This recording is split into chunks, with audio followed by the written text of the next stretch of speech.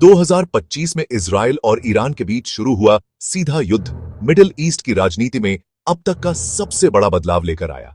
दशकों तक दोनों देशों ने एक दूसरे के खिलाफ छुपकर हमले किए, कभी साइबर अटैक, कभी वैज्ञानिकों की हत्या, तो कभी प्रॉक्सी ग्रुप्स का इस्तेमाल। लेकिन जून 2025 में सब कुछ खुलकर सामने आ गया। इजराइल ने ईरान की न्यूक्लियर और मिलिट्री साइट्स पर हमला किया और ईरान ने भी मिसाइलों और ड्रोन से जवाब दिया। अब यह सिर्फ इन दो देशों की लड़ाई नहीं रही, बल्कि पूरी दुनिया पर इसका असर दिखने लगा है, तेल की कीमतों से लेकर डिप्लोमेसी तक। 1979 की ईरानी क्रांति से पहले ईरान और इजराइल के रिश्ते अच्छे थे, लेकिन जब ईरान में इस्लामिक रिपब्लिक बनी और शाह को हटाया गया, तब से इजराइल को दुश्मन समझा जाने लगा। नई सरकार ने इजराइल को जायोनी शासन कहा और फिलिस्तीन को सपोर्ट करना शुरू किया। इसके बाद ईरान ने हमास, हिजबुल्लाह और हौथी जैसे ग्रुप्स को फंडिंग देकर इजराइल के खिलाफ प्रॉक्सी वॉर शुरू कर दिया।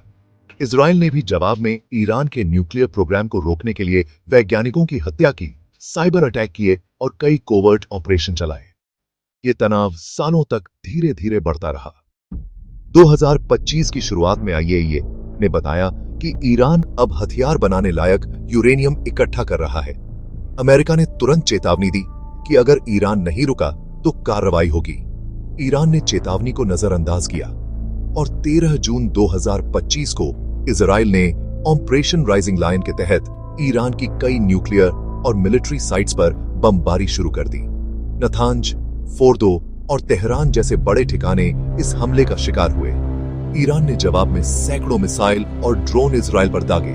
तेल अवीव, हाइफा और बेरशेवा जैसे शहरों में आम लोगों की मौतें हुई। अब तक के सारे नियम टूट चुके थे और यह एक खुला युद्ध बन चुका था। Military strategies and battlefield developments. Israel की रणनीति। इजराइल ने हमेशा से बीगिन डॉक्ट्रिन को फॉलो किया है, जिसमें किसी भी देश को न्यूक्लियर हथियार बनाने से पहले ही हमला करके रोकना होता है। 2025 की स्ट्राइक में इजराइल ने अपने सबसे एडवांस्ड स्टील्थ फाइटर जेट्स जैसे कि F-35 और साइबर टूल्स का इस्तेमाल किया। उसने ईरान की रडार और कम्युनिकेशन सिस्टम को जाम किया और हाई प्रिसिशन गाइडेड मिसाइल से हमले किए। साथ ही देश को बचाने के लिए आयरन डोम, डेविड स्लिंग और एरो मिसाइल डिफेंस सिस्टम तैनात किए गए।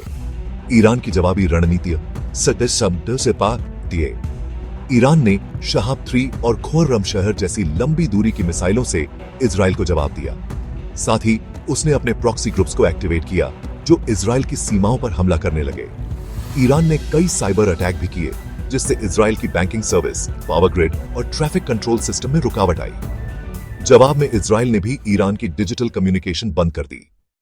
इस युद्ध में आम लोग सबसे ज्यादा प्रभावित हुए हैं। ईरान में 600 से ज्यादा लोग मारे गए हैं, जिनमें आम नागरिक और मिलिट्री ऑफिसर शामिल हैं। अस्पतालों, बिजली और पानी की सप्लाई को भारी नुकसान पहुंचा है। इजराइल में दर्जनों लोग मारे गए और कई शहरों में मिसाइल गिरने से अस्पताल, स्कूल और घर तबाह हुए।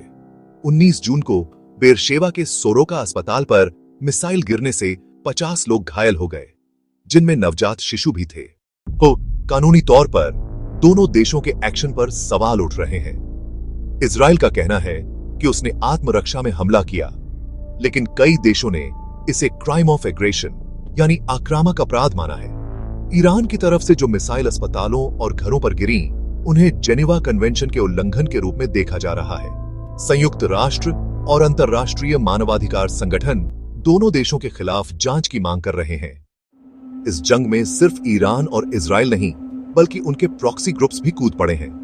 हिजबुल्लाह लेबनान से इजराइल पर रॉकेट फायर कर रहा है। सीरियाई और इराकी मिलिशिया उर्सा आरएसएफ के सटावा है। इजरायली बॉर्डर पर अटैक कर रहे हैं। हौथी विद्रोही रेड सी में ड्रोन से अटैक कर रहे हैं और शिपिंग लाइन खतरे में है। इन सभी से मिडिल ईस्ट के कई देशों में युद्ध फैलने का खतरा बढ़ गया है। तेल का बड़ा हिस्सा स्ट्रेट ऑफ हॉर्मुज से होकर गुजरता है और इस जंग के कारण वहां खतरा बढ़ गया है। तेल की कीमतों में लगभग 10% की बढ़ोतरी हुई है। भारत जैसे देश जो मिडिल ईस्ट से तेल मंगाते हैं और जिनके करोड़ों नागरिक खाड़ी देशों में काम करते हैं, उन्हें दोहरी मार झेलनी पड़ रही है, महंगे तेल की और सुरक्षित निकासी की। पश्चिमी देश अमेरिका इजराइल को सपोर्ट कर रहा है, लेकिन शांति की अपील भी कर रहा है। यूरोपियन यूनियन युद्ध रोकने की कोशिश कर रहा है और बातचीत के लिए जेनेवा में मीटिंग्स करा रहा है। अरब देश, सऊदी, यूएई, मिस्र दोनों पक्षों की आलोचना कर रहे हैं, लेकिन खुलकर किसी के साथ नहीं है। चीन और रूस इजराइल की कार्रवाई की निंदा की है और खुद को मध्यस्थ के रूप में पेश किया है। चीन को इस इलाके में आर्थिक नुकसान का डर है। यह युद्ध सिर्फ मिसाइलों का नहीं, बल्कि जानकारी का भी है। सोशल मीडिया पर फेक न्यूज, डीप फेक और प्रोपेगेंडा फैलाया जा रहा है। इजराइल और ईरान की सरकारी मीडिया अपनी अपनी जीत दिखा रही है। दुनिया भर में विरोध प्रदर्शन हो रहे हैं, कहीं इजराइल के समर्थन में, कहीं फिलिस्तीन के लिए। The future scenarios and consequences. Scenario A, पूरी तरह से क्षेत्रीय युद्ध। अगर हिजबुल्लाह या अमेरिका जैसे देश सीधे शामिल होते हैं, तो ये युद्ध पूरे मिडिल ईस्ट को अपनी चपेट में ले सकता है। सिनेरियो बी, सरकारों की अस्थिरता या बदलाव। ईरान में जनता महंगाई और बर्बादी से परेशान है, वहां क्रांति जैसे हालात बन सकते हैं। इजराइल में भी नेतन्याहू की पॉलिसी पर सवाल उठ रहे हैं। सिनेरियो सी, शांति वार्ता। अगर यूएन या चीन जैसे देश वार्ता करा पाएं तो संघर्ष रोका जा सकता है, लेकिन दोनों पक्षों में अविश्वास इतना है कि यह मुश्किल लगता है। Conclusion, N uncertain horizon. 2025 का इजराइल ईरान युद्ध सिर्फ दो देशों की जंग नहीं है, यह पूरी दुनिया के लिए खतरे की घंटी है। यह जंग इतिहास, धर्म, सुरक्षा और राजनीति के बहुत गहरे टकराव को दिखाती है। इसका अंत कब और कैसे होगा, ये कोई नहीं जानता, लेकिन इतना जरूर तय है कि इसके असर आने वाले कई सालों तक महसूस किए जाएंगे।